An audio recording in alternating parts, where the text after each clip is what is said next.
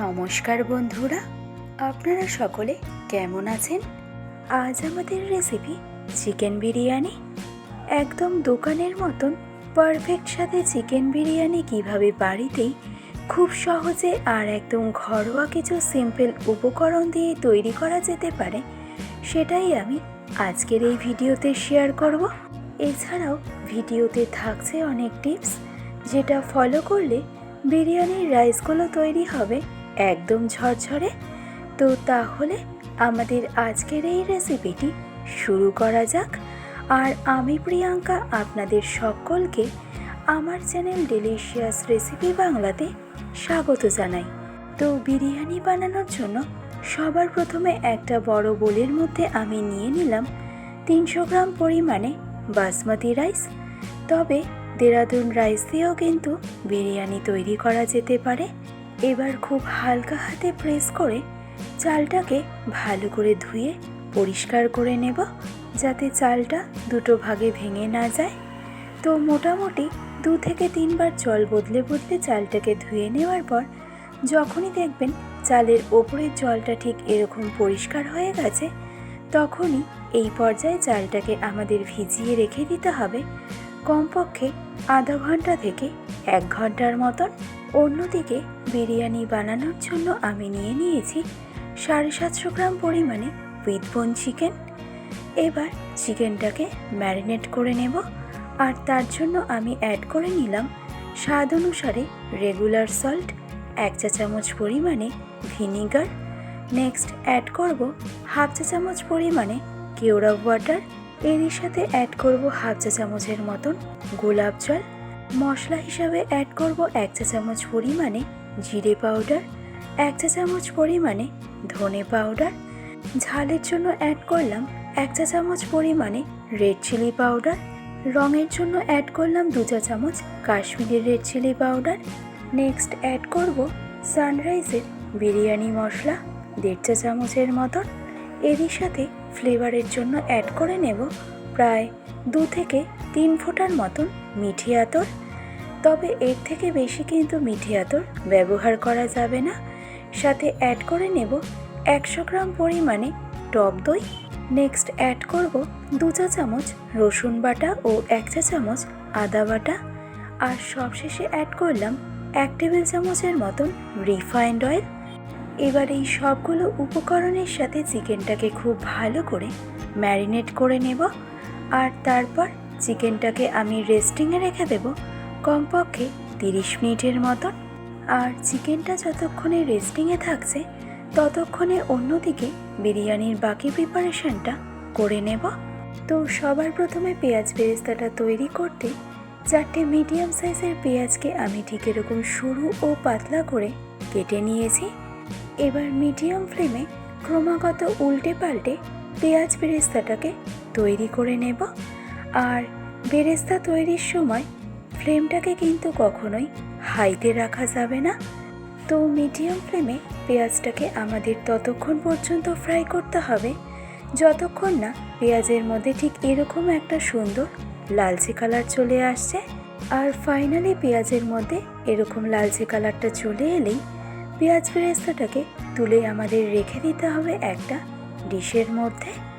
তবে এর থেকে বেশি কিন্তু পেঁয়াজটাকে ফ্রাই করা যাবে না, তাহলে কিন্তু পেঁয়াজের মধ্যে একটা তিতকুটে ভাব চলে আসবে। আর বেরেস্তাটা ফ্রাই করার সময় অবশ্যই চেষ্টা করবেন বেরেস্তাটাকে এভাবে একটু ছড়িয়ে ছড়িয়ে নেওয়ার, এতে বেরেস্তাটা খুব তাড়াতাড়ি ঠান্ডা হয়ে যাবে। এবার নেক্সট বেরেস্তা ফ্রাই করে নেওয়া হয়ে গেলে এবার ওই একই তেলে আমি ফ্রাই করে নেব বিরিয়ানির আলুগুলোকে। তো 2টো মিডিয়াম সাইজের আলুকে আমি সমান 1/2 করে কেটে নিয়েছি।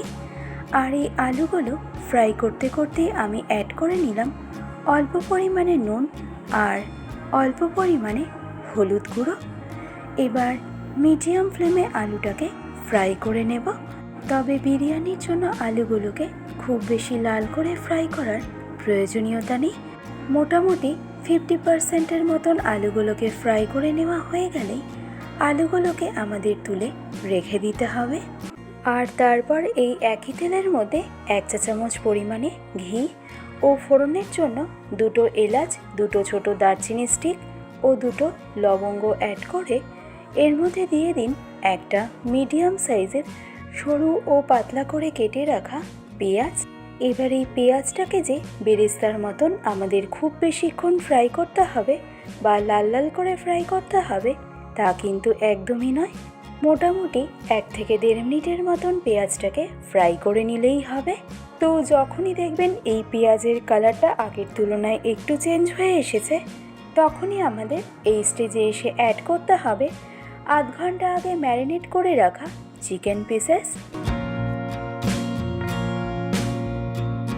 এবার গ্যাসের ফ্লেমটাকে একদম মিডিয়াম টু হাইতে রেখে চিকেনটাকে আমাদের খুব ভালো করে কুক করে নিতে হবে।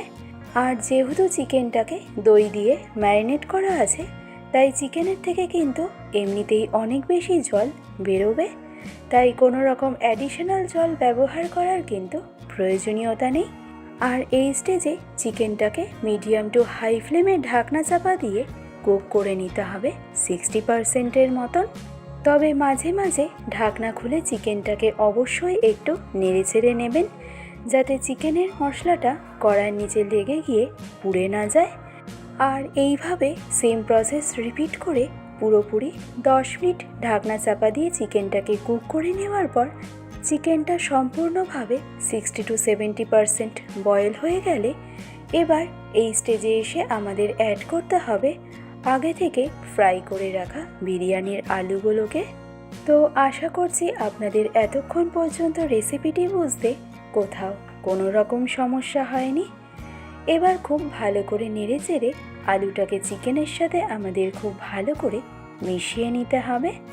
আর এই স্টেপটা কমপ্লিট হয়ে গেলে গ্যাসের ফ্লেমটাকে একদম লো টু মিডিয়ামে রেখে চিকেনটা সম্পূর্ণ 95% কুক হওয়া পর্যন্ত আমাদের অপেক্ষা করতে হবে।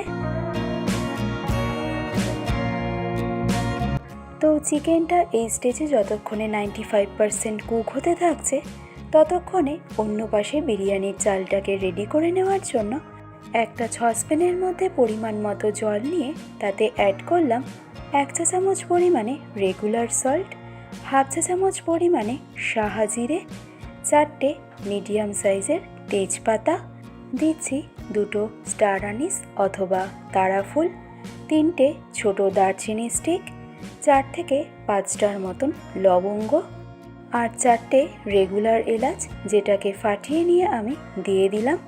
সাথে দিয়ে দিলাম 2 চা চামচ পরিমাণে হোয়াইট ভিনিগার।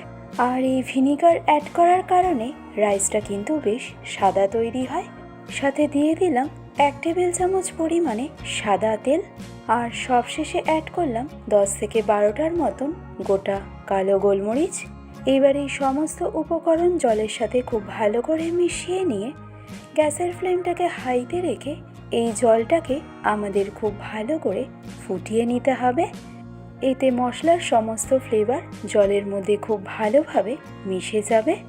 তো ফাইনালি জল খুব ভালোভাবে ফুটে গেলে এবার এই স্টেজে এসে অ্যাড করে নিন 1 ঘন্টা আগে ভিজিয়ে রাখা বাসমতি রাইস। তো বিরিয়ানি একদম পারফেক্ট তৈরির জন্য এই চালটা কিন্তু পারফেক্ট কুক করাটা ভীষণভাবেই জরুরি, কারণ চাল যদি খুব ভালোভাবে কুক না হয় তাহলে বিরিয়ানি কিন্তু একদম পারফেক্ট তৈরি হবে না। আর তাই বিরিয়ানির জন্য চালটা কিন্তু আমাদের কুক করে নিতে হবে 80%-এর মতন।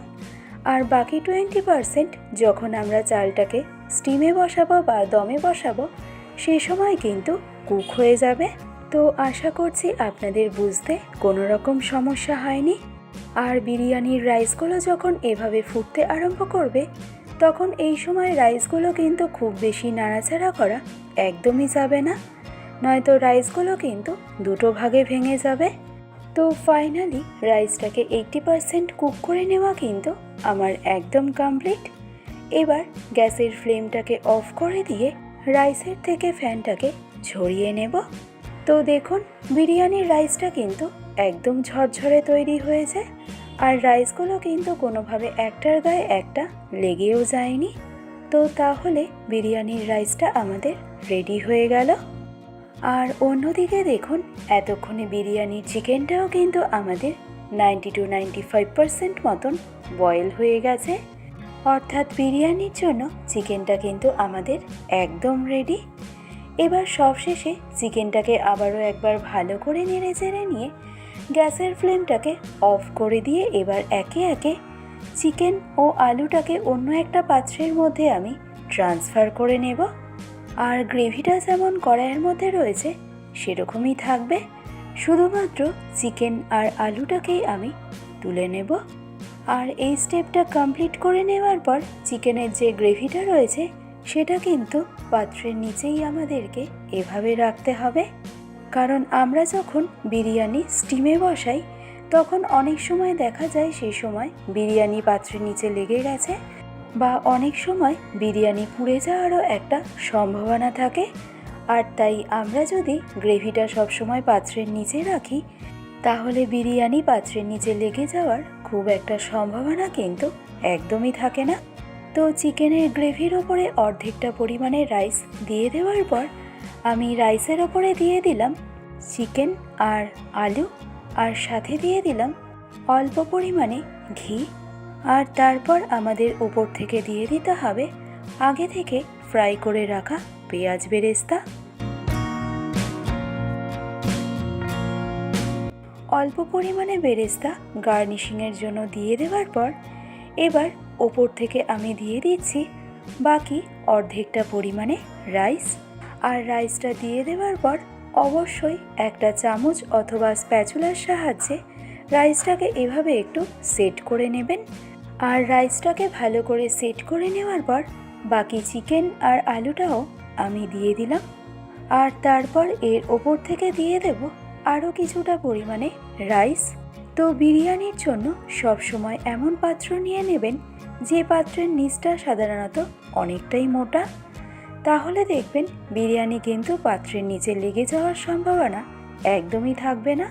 তো ওপর থেকে দিয়ে দিলাম আরও কিছুটা পরিমাণে পেঁয়াজ বেরেস্তা। এবার নেক্সট একটা পাত্রের মধ্যে আমি নিয়ে নেব 200 ml পরিমাণে গরম জল, আর তাতে দিয়ে দেব হাফ চা চামচ পরিমাণে কেশর। তবে এটা সম্পূর্ণ অপশনাল, চাইলে আপনারা অবশ্যই ব্যবহার করতে পারেন। আর তাতে অ্যাড করব 1 চা চামচ পরিমাণে রোজ ওয়াটার, 1 চা চামচ পরিমাণে কেওড়া ওয়াটার, আর 4 থেকে 5 ফোঁটার মতন মিঠে আতর। এবার এই সমস্ত কিছু একবার খুব ভালো করে মিশিয়ে নিয়ে এই কেশর, কেওড়া ওয়াটার, রোজ ওয়াটার ও মিঠে আতরের জলটা ডিরেক্টলি আমাদের দিয়ে দিতে হবে বিরিয়ানির রাইসের ওপরে। আর এতে কিন্তু বিরিয়ানির ফ্লেভারটা বেশ ভালো আসে। তো আশা করছি আপনাদের বুঝতে কোথাও কোনো রকম সমস্যা হয়নি। এবার ওপর থেকে আমি দিয়ে দিলাম অল্প পরিমাণে মেল্টেড ঘি, আর সবশেষে দিয়ে দেব হাফ চা চামচ পরিমাণে সানরাইজের বিরিয়ানি মশলা। এবার ফাইনালি একটা সিলভার ফয়েল দিয়ে এই পাত্রের মুখটাকে খুব ভালো করে সিল করে নেব, যাতে বিরিয়ানি স্টিম করার সময় ভেতরের থেকে কোনোভাবে স্টিম বাইরে বেরিয়ে আসতে না পারে। এবার এই বিরিয়ানির পাত্রটা একটা গরম চাটুর ওপরে রেখে এটাকে হাই ফ্লেমে আমাদের স্টিম করে নিতে হবে 10 মিনিট, তারপর লো ফ্লেমে আরও 10 মিনিট, আর তারপর গ্যাসের ফ্লেমটাকে অফ করে দিয়ে বিরিয়ানির পাত্রটা গরম চাটুর ওপরেই আমাদেরকে রেখে দিতে হবে আরও 20 মিনিট। আর এই টোটাল 40 মিনিট সময় ধরে বিরিয়ানিটা স্টিম করে নেওয়ার পর এবার আপনাদেরকে সিলভার ফয়েলটা খুলে দেখাবো যে বিরিয়ানিটা আমাদের ঠিক কেমন তৈরি হয়েছে। তো দেখুন বিরিয়ানি কিন্তু একদম ঝরঝরে তৈরি হয়েছে, আর রাইসগুলো কিন্তু কোনোভাবে ভেঙেও যায়নি। তৈরি হয়ে গেল চিকেন বিরিয়ানি।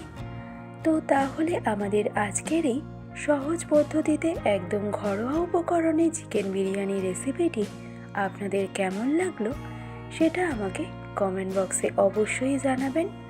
আর ভালো লাগলে রেসিপিটি অবশ্যই এইভাবে একবার ট্রাই করে দেখবেন। আশা করছি আপনাদের সকলের ভীষণই ভালো লাগবে। আজকের ভিডিওটি তবে আমি এখানেই শেষ করছি। ভালো থাকবেন, সুস্থ থাকবেন, ধন্যবাদ।